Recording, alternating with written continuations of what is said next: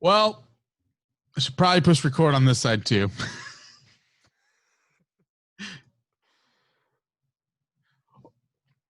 Well, Bradley, here we are again.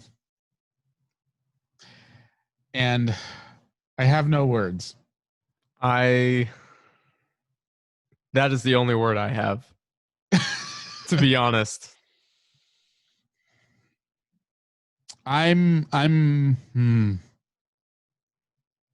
Yeah.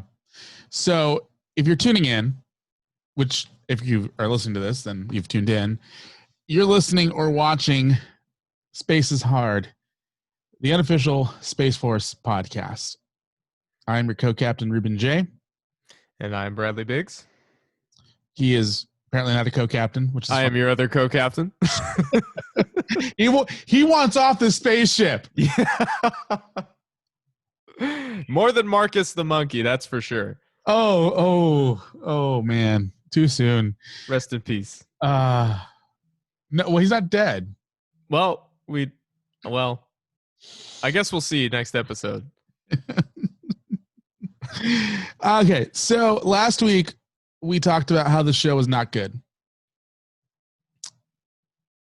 This week, and not much has changed. That is very true. I think everything we said last week just goes hand in hand with what is going on this time around. I agree. And I want to be optimistic. I've been saying that since day one. Mm-hmm. I want to give these people the benefit of the doubt. Yeah. I want to see this show succeed for many reasons, but the doubt is really starting to kick in. That's for sure. So to start things off on this week's episode of Space is Hard, Brad, how about you give us your just kind of quick thoughts on the show this week overall? Episode 3. Dude, I don't know where to begin with this one. It was just not good. It didn't make me laugh, not a single time. And I was paying attention to that. I wanted to see throughout, like if the writing was going to improve, if there were going to be more opportunities to have a chuckle. And to be honest, I had to force it. I did not watch the episode alone. In fact, I watched it with Moxie, and it was still incredibly difficult for me to actually get into it. In terms of the plot, there was nothing that moved forward and nothing that did it for me to where I really felt like we were starting to get some of the answers to these questions that we've had in the previous episodes. I thought that the jokes were not very unpredictable. I thought I could kind of expect what was going to happen, and it just left me feeling like I could never watch the episode again and be completely content. Those were kind of my takeaways from episode 3. I'm curious to hear what you thought. All right. So if the show gets picked up for a second season, and if we are going to continue to watch this show, Netflix needs to fire the lead writer on the show. They need to hire a much better writer. They need to fire the showrunner, and they probably need to get rid of Greg Daniels, because at this point, this show has absolutely nothing going for it except for the all-star cast, which, by the way, has turned in to just Steve Carell. Thank you. Because Lisa Kudrow has not been seen since episode 1. Jane Lynch was seen in episode 1 and seen for 2 seconds on this episode, and I don't think she was seen in episode 2.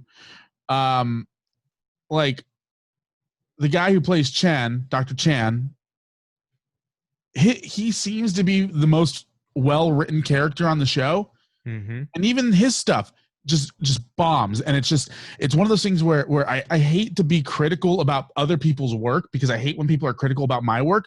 But for the love of God, can you hire some funny freaking comedy writers for once? Like, what the hell are they thinking over there? You have the creative freedom of creating an entire world from scratch, essentially, because nobody knows what the hell Space Force is outside of the people who are enlisted in it currently. Nobody knows what the mission of Space Force is. Nobody knows what this show, it'd be like you and me writing a show, creating a show about a restaurant that doesn't exist. Like, we can do whatever we want. We can call the restaurant whatever we want. We can serve whatever we want. We can make whatever ridiculous thing we want as part of that show. But instead, they spend their time with these stupid like the Coast Guard line, like, no Coast Guard, and they throw things at the guy. And, oh, come on, man. Like, that was so childish and stupid and wasn't funny. Like, everyone knows the Coast Guard really isn't a real branch of military, but, like, come on, that's such low-hanging fruit, for crying out loud. Wow. I think we can just end it there. I think we're done. That's a wrap. 6 minutes in. Here's the thing. At the end of the day, this show will probably be canceled, and it's going to reflect poorly on both Steve Carell, who, by the way, is an incredible actor. If you watch him in The Morning Show on Apple TV Plus, he's incredible in that show, and he's not funny because he doesn't have to be funny in that show. This show is a comedy where he's supposed to be. The funniest thing about him is the fact that he talks funny. General Nerd, reporting for duty. It's like, dude, do you need a what do they call it? A cough? Do you need a cough drop, bro? Yeah.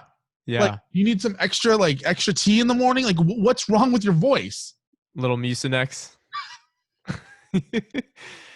Yeah, man, it's just a train wreck. I don't know what's happened. And I will say this. I can appreciate, and especially because, again, Moxie and I dissected this for quite a while because there was really a lot to take in. One thing I can appreciate is that they at least made the left seem just as irritating in certain ways as the right. People on the right in the show are portrayed as, God-fearing, ignorant, flat earthers, whereas, the people on the right, like what is she in the show? AYC instead of AOC? Yeah, AYC. Yeah, AYC is just seen as being Annabelle something Contreras. Yeah. Seen as being just super uptight when it comes to the money, making sure that everything's eco-friendly, that sort of thing. So I have to dig deep, but I can at least appreciate how it was a little bit even in that sense of the political sides. Yeah, and I appreciate that, because usually these shows tend to be conservative bashing and President Trump bashing, and anybody who isn't, left leaning is an idiot and all this crazy stuff. So it's nice to see that both sides are being shown as the idiots that they are. But it's like, last week I wrote notes because there was actually some stuff that happened that made sense to write notes about. This week I tried writing notes, and there was not one thing that I felt was noteworthy in the entire 30 minutes. No, I'm right there with you. It felt like a giant meeting, and that's because it kind of was just a giant meeting. We're 3/10 of the way through the show, and nothing's been accomplished. Nothing's been accomplished with the show. And it'd be one thing if, like, the point of the show is nothing's being accomplished and there's continual failure. But they succeeded in what they wanted to do, and then nothing happened since. And they're still, and I appreciate them trying to have more of some story arcs in the show, where it's not just every episode its own storyline. Like there are inner story, inner episode storylines that are happening that are really good. Yeah. And like I respect the fact that we're seeing some tension between Erin Naird and her boyfriend, and that we're seeing Erin become friends with Angela. I believe her name is Angela, the pilot lady, and Mm-hmm. we're seeing the dysfunctional relationship between General Naird and Dr. Mallory.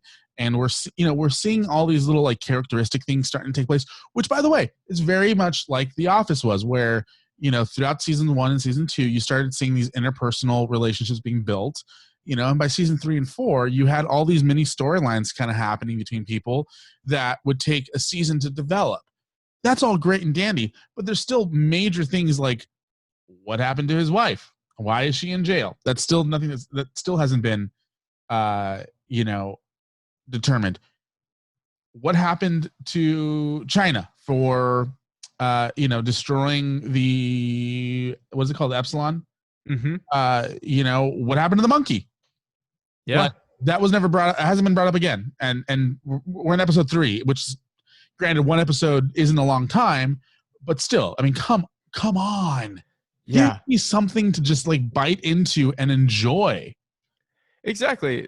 The only thing I can really think of is if, in order for all of this to make sense, is if the storylines of each episode are kind of linear, like, well, because it's like you said, how they bring back recurring themes from the other episodes, which I can appreciate. But I feel like unless one episode begins exactly where the other one left off, I don't know how much time is supposed to have elapsed between the monkey being caught, being intercepted, and this third episode. Like, I don't know how much is supposed to have taken place in such a way where it makes sense.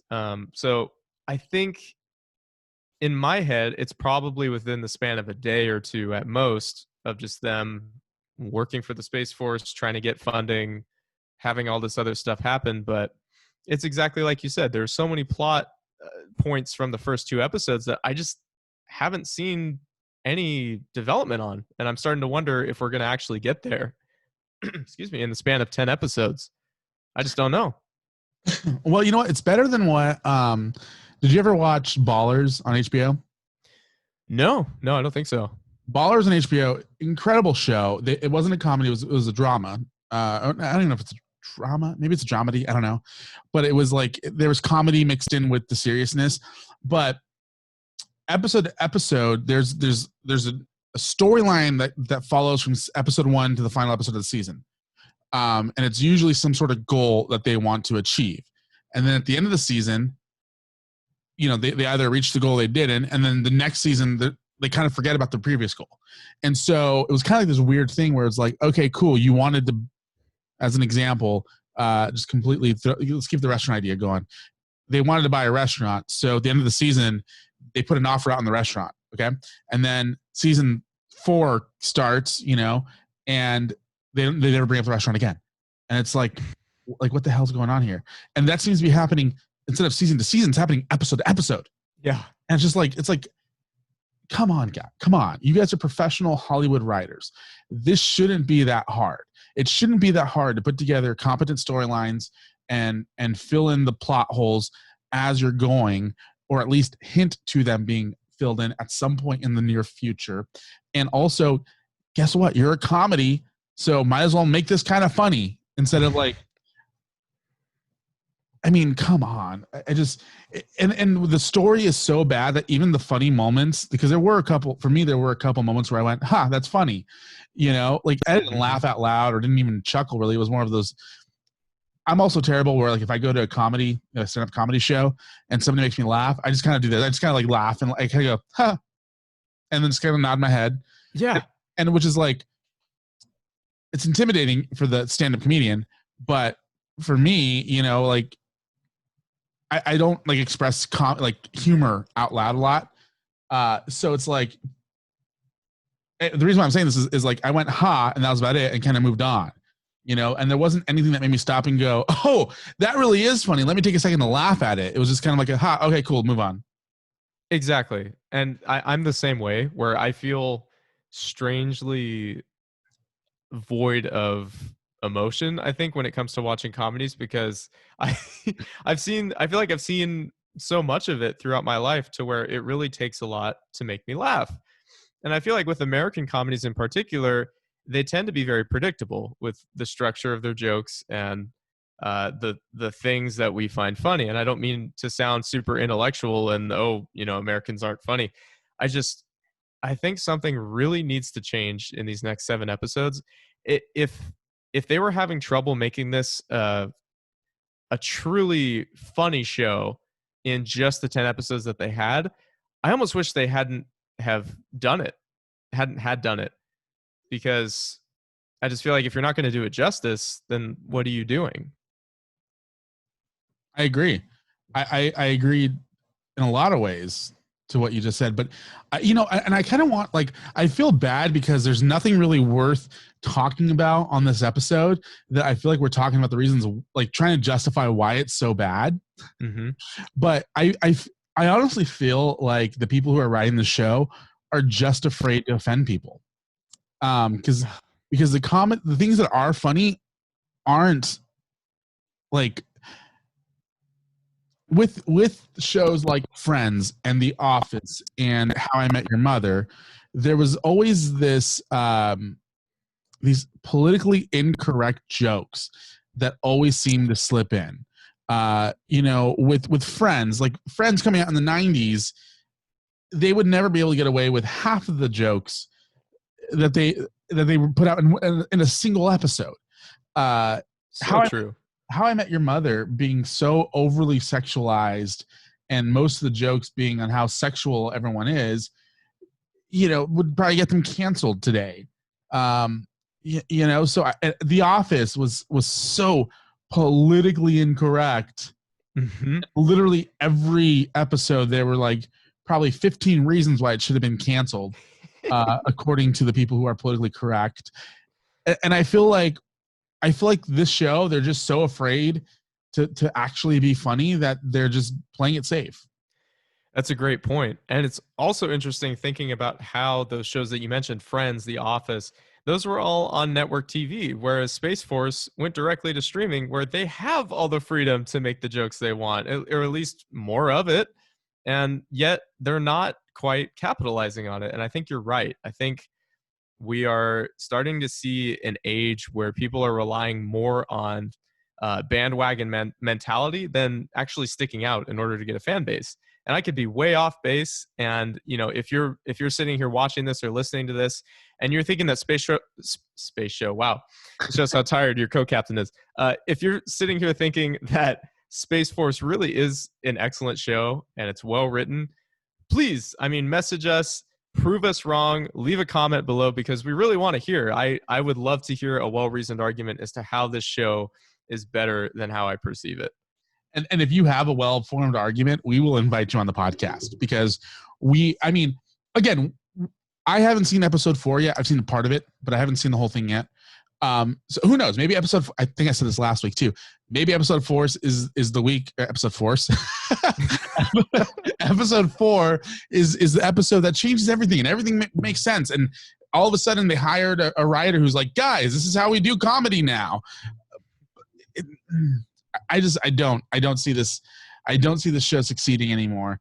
I'm at the point where I'm starting to think of like other podcast options for us to continue to do this, because I'm like, I don't know if I can do another 6 episodes of this. Because it's like, it's the same thing, and every week it's the same complaints, except worse. I feel like we double down on our thoughts, and it's not a good show. It's not a good show at all. And I want it to be a good show. I want it to be a good show so badly. Like, I want a new show that I want to binge watch multiple times a year, and that I'm not like ashamed to say I watch. But right now, if you ask me, hey, do you watch Space Force? I'm probably gonna be like, I kind of have to. Yeah, but I wish I didn't. That sort of thing. It pains me. It physically pains me to criticize the show as much as I am. But I feel like if I'm not, I'm not being honest. I'm not being real. Watching Space Force is like being a fan of the band Nickelback.